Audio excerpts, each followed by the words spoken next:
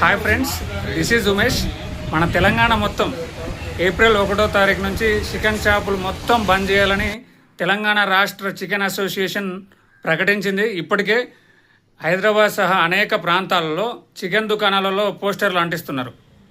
Margin ఇవ్వకపోవడంతో ఇప్పటికీ మొత్తం పౌల్ట్రీ యొక్క బిజినెస్ తగ్గడం, దీనివల్ల చిరు వ్యాపారులకు తీవ్రంగా నష్టం కలిగిస్తుంది. అసలు వ్యాపారాన్ని కొనసాగించలేకపోతున్నామని వారి యొక్క ఏదైతే మార్జిన్ పెంచే వరకు, సరైన మార్జిన్ పెంచే వరకు ఈ డిమాండ్ కొనసాగిస్తామని, ఆ మాట ఇవ్వాలి, మార్జిన్ పెంచుతామని మాట ఇచ్చే వరకు ఈ యొక్క నిరసన కొనసాగిస్తామని తెలియజేయడం జరిగింది. ఇక్కడ చూడండి, మనకు అనేక చోట్ల పోస్టర్లు అంటించారు. ఏప్రిల్ 1వ తారీఖు నుంచి తెలంగాణ మొత్తం చికెన్ దుకాణాలు బంద్.